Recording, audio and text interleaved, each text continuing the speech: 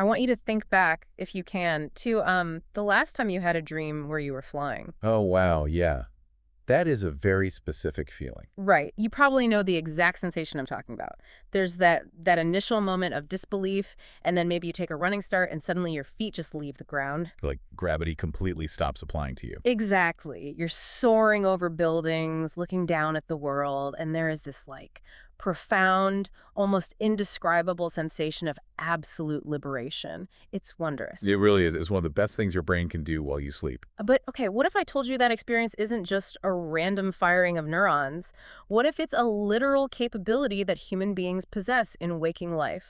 I mean, that is an incredibly bold premise. It fundamentally challenges how we understand the very limits of the human body. Totally. And welcome to the deep dive, by the way. Our mission today is to explore this really fascinating, thought-provoking essay written by Feng. It was published on August 10th, 2013, and it's titled "The Celestial Path is Ethereal and Sublime." It's a great title. It is.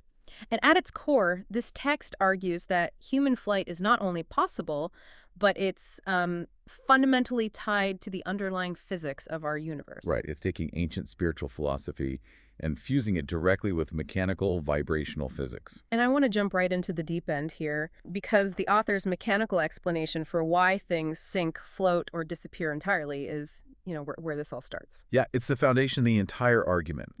Because before we can talk about humans defying gravity, we really have to talk about how physical matter behaves when it moves. Right. And the text actually invites you to do this very practical experiment right off the bat to prove the point. It involves taking any object, like a pen or a set of keys, whatever you have lying around, and waving it rapidly back and forth right in front of your eyes. Which I was actually doing this earlier with my phone. And, when the phone is completely still, obviously its structure and its outlines are perfectly clear. But as you start to wave it back and forth, it becomes blurry. You lose those sharp edges. And the text pushes this further, saying that as you move it very fast, it basically stops looking like a solid object at all. Right. It turns into what the author describes as a blurred image composed of many molecules. Yeah. And that leads to the fourth stage of the experiment, which is the crux of the whole physical premise here. Okay, what is that? The text states that when the speed of that waving object reaches a certain critical value, we simply cannot see it anymore. It appears to vanish completely. Okay, wait, is this essentially like watching a fan blade spin so fast it looks invisible? Oh, that's a good comparison. Right, because when a ceiling fan is off, you clearly see four distinct wooden blades. But when it's on high, you just see empty air and maybe a slight blur, even though the blades are obviously still there. Exactly. That analogy hits the nail on the head. So the text is taking that exact visual phenomenon, but applying it to the microscopic level, like the very molecules of an object. Yes, and that introduces the massive theoretical framework operating behind this simple visual trick. The underlying thesis here is that visibility, buoyancy, and, well, physical presence are all entirely dictated by vibrational frequency. Okay, so the physical characteristics of matter aren't static. Exactly. They are completely tethered to how fast the molecules of that object or that person are vibrating. And to back up this idea that speed and frequency change how physical matter interacts with the world, the author provides some very specific historical examples. Yeah, he does. And the first one is something most of us have done, which is skipping a stone across a river. Right. Think about the basic physics of that stone. By its nature, it's heavy and dense. It belongs at the bottom of the river. Sure. If you drop it or throw it too slowly, it immediately plunges down. But if you throw it with enough speed, infusing it with enough kinetic energy and forward velocity, it fundamentally alters its relationship with the water. It skims right across the surface. Exactly. The stone didn't suddenly lose its mass. Its speed altered its physical interaction with the environment. So mechanical logic dictates that speed can equal buoyancy. Yes. But then the text takes that exact same mechanical logic and applies it to, like, one of the most famous miracles in human history, the biblical account of Jesus walking on water. It completely reframes that event. It really does. According to this framework, that wasn't a magic trick or some suspension of natural law. It was just applied physics. Right, the claim is that Jesus' body was vibrating at such an extremely high frequency that he physically could not sink. Yeah, just like a stone moving at a high enough velocity cannot immediately break the surface tension of the water. That is such a wild reframing of the supernatural. I mean, if miracles are just physics operating at a frequency we don't usually access, it completely demystifies them. It does. It makes them accessible. But it also introduces a massive glaring question. If a fast-moving object becomes invisible and a fast-vibrating body becomes unsinkable, we're definitely setting the stage for human flight. But if vibrating at a high frequency makes a person invisible, where do they actually go? Because the text makes it very clear they don't just cease to exist. No, they don't vanish from reality. They simply leave our sensory range. Okay. They transition beyond what our physical eyes and ears are capable of detecting. And we see this concept echoed across various traditions, which the text is eager to point out. Like the Taoist lore, right? Exactly. Yeah. Specifically, the concept of transcending and becoming a celestial in feathered form. Right, which sounds very poetic. It does. But within the context of this essay, this isn't just a metaphor or a myth.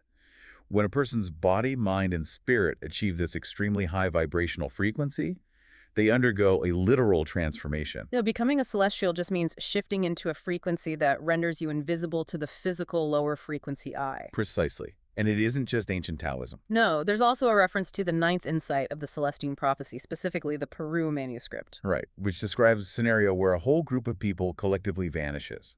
Yes, but here is where I get a bit unnerved by the whole thing. The text explicitly mentions that when these people vanished, they could still clearly see the people left behind, Yes, they could. even though the people left behind couldn't see them. Being watched by invisible entities hovering around me sounds objectively terrifying. How is that scientifically justifiable within this logic? It does sound a bit like science fiction, I know. But the essay grounds this unnerving idea in very hard, very real biological limitations. Okay, walk me through that. Well, to understand how a higher frequency being can see us while we are blind to them, we have to look at the incredibly narrow window of human perception. Right. The text is very clear on the science here. The human eye is only capable of detecting light wavelengths between 400 and 700 nanometers. So that tiny sliver of the electromagnetic spectrum is the only thing we call light. Precisely. Anything Yes. outside of 400 to 700 nanometers is utterly invisible to us. Yep. It doesn't mean nothing is there. It just means our biological receivers aren't built to process it. Like X-rays, infrared, ultraviolet. They're completely real, completely physical wave energies, but they are invisible to our eyes. And it's the exact same for hearing, right? We only hear sounds between 20 and 20,000 hertz. Exactly. A dog whistle is the perfect, mundane proof of this. Oh, that's a great point. You blow the whistle, the kinetic energy is real, the sound wave is blasting through the air, but to your human ears, it's complete silence. Right, because the dog reacts since its biological receiver just has a wider bandwidth. Exactly. Now, take that biological fact and scale it up to entire realms of existence. Okay. When someone ascends or increases their vibrational frequency, they haven't traveled millions of light years away to some distant galaxy. They've just accelerated past the 700 nanometer mark. And this brings up the part of the text that really blew my mind. We usually think of the heavenly kingdom or the Elysium world as some distant utopia. Right, like a place in the clouds or an afterlife dimension. Exactly. But if we follow the logic of the 700 nanometer limit, the text argues that the space we are sitting in right now is already part of it. It is the pivotal so what of this entire philosophy. Yeah. The sky you look up at and perceive as empty is not empty. According to the author, it is right now, at this exact second, filled with mountains, rivers, celestial lands, fruits, and highly advanced beings. Which is just staggering to think about. The Elysium world is literally overlapping with our world. We are just walking through it completely blind and deaf because our sensory equipment cannot tune into that higher frequency channel. It's like having a television permanently stuck on channel 3 and stubbornly assuming channel 4, 5, and 6 simply do not exist in the universe just because you can't see them on your screen. That is exactly it. But, you know, that invites some heavy skepticism. If the sky is teeming with invisible high-frequency beings hovering right over our heads, how are we supposed to believe that? It's a fair question. It sounds completely unfalsifiable. Like, what is the proof? Well, the proof offered isn't external. It doesn't rely on a telescope or a particle accelerator. It points directly back to your own mind. Interesting. It asks you to examine your firsthand experiences in what is called the non-material world your dreams. Which loops us right back to the very beginning of our conversation, the flying dreams. Because Exactly. there is a very specific mechanic pointed out in the text about how flying in a dream actually works. Yes, think about what happens when you fly in a dream. When you take off, you look down and you can see the ground, the buildings, the people walking around. You see the lower world with perfect clarity. But the people on the ground, in your dream, They almost always completely ignore you. They act as if you do not exist. and that detail is framed not as just some quirk of subconscious storytelling, but as a profound revelation. Right. It is an exact mirror of waking reality. The dream state operates as a simulation of what it is like to exist at a higher frequency. When you are flying in that non-material dreamscape, you are the higher being. You are looking down at a lower frequency world that simply lacks the perceptual tools to notice you. That is a massive conceptual leap. The dream flight isn't just a fantasy. It proves the concept of overlapping realms. Yes. It implies that right now, countless higher beings are soaring above us, looking down, seeing us perfectly clearly while remaining entirely imperceptible to us. It's a humbling thought, isn't it? Extremely. And more importantly, the author states that this dream experience confirms we have the inherent capacity to join them.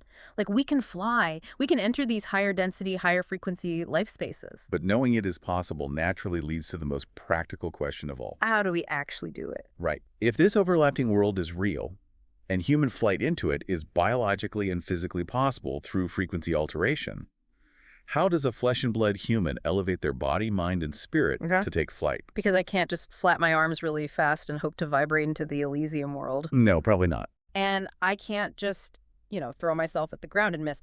The solution provided requires entering what is called the ethereal state. The ethereal state is defined as a condition of absolute freedom and unspeakable beauty. Okay, sounds great. But getting there requires a profound shedding of the self. To enter this state, you must be completely devoid of ego.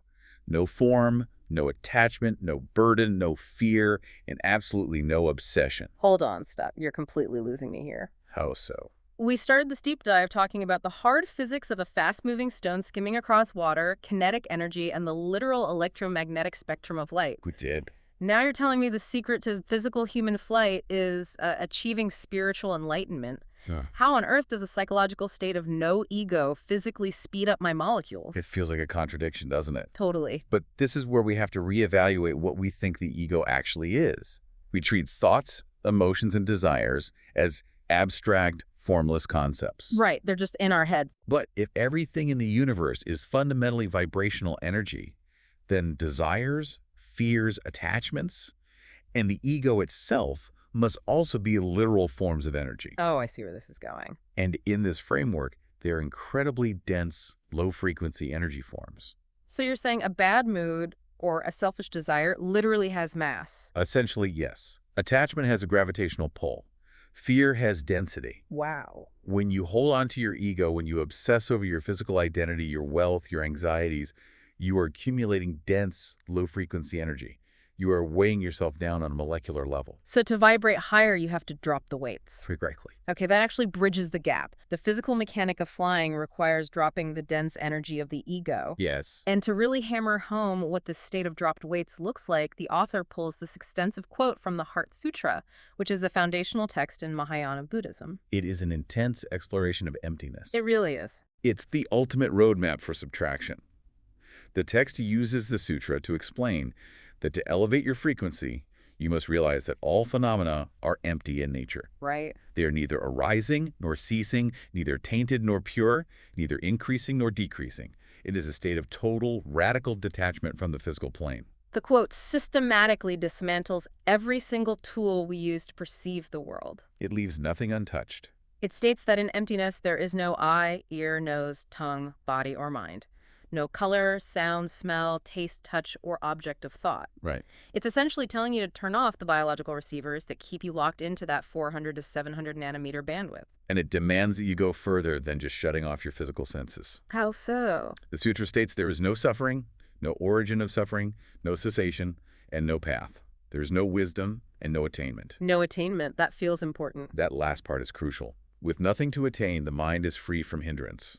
And because there is no hindrance, there is no fear. The result is dwelling in perfect nirvana. And this brings us to the incredible paradox at the very center of this entire philosophy. Yes. To experience the ultimate personal freedom, like the sheer wondrous joy of physical flight and entering the Elysium world, you have to completely destroy the you that actually wants to fly in the first place. It's a huge shift in perspective. Right, because you have to let go of the desire to attain the flight, because desire itself is an attachment, a dense energy that keeps your frequency low. It is the ultimate catch-22 of enlightenment.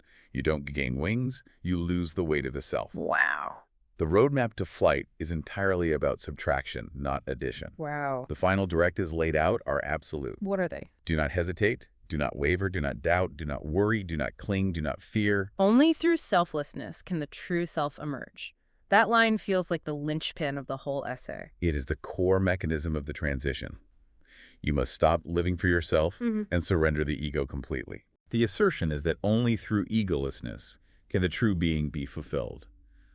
When the self is completely surrendered, the ethereal state is attained. So you have to follow this roadmap with absolute trust. Yes, letting go of every single earthly anchor that ties you to the low-frequency world.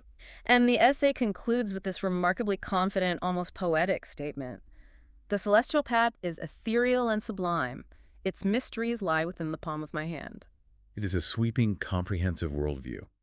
In just a few pages, we are taken from the literal physics of a rapidly waving pen, through the strict biological limits of human sight and sound, all the way to the profound spiritual surrender required to alter our own vibrational frequency. It really is a massive journey. Truly. We started by looking at how speed creates buoyancy on water and ended up dismantling the human ego to walk out of our 700 nanometer prison and fly into an invisible world. That's a lot to process. It is. The idea that physics, biology, and ancient spiritual texts like the Heart Sutra are all describing the exact same mechanical process of frequency elevation, I mean, it completely shifts how you view both science and spirituality. It demands that we accept our perception is not the limit of existence, Yeah. and that our heaviest burdens aren't physical objects, but our own psychological and egotistical attachments. So as we wrap up this deep dive, I want to leave you with a thought that really extends from this core premise. What is it? Well, if absolute detachment and the shedding of ego are the literal physical requirements to elevate our frequency and take flight, what does that say about the modern world we live in? Oh, that's a challenging question. Right, because we exist in this hyper-consumer society that constantly demands we want more, buy more, stress more, and obsess over our personal brands. Constant attachment. Exactly. If desires, anxieties, and attachments are dense, low-frequency weights with actual mass, are our daily routines, our notifications, and our endless cravings literally tethering us to the ground. They very well might be. So the next time you step outside and look up at what seems like a completely empty blue sky, remind yourself that you can only see a tiny sliver of light. Just that 400 to 700 nanometers. Yeah. And when you feel weighed down by the stress of modern life, ask yourself, is that weight just a metaphor, or is it the very thing artificially keeping you trapped in the low-frequency world? And what invisible mountains, rivers, and soaring high-frequency beings might be hovering just out of sight, looking right back down at you?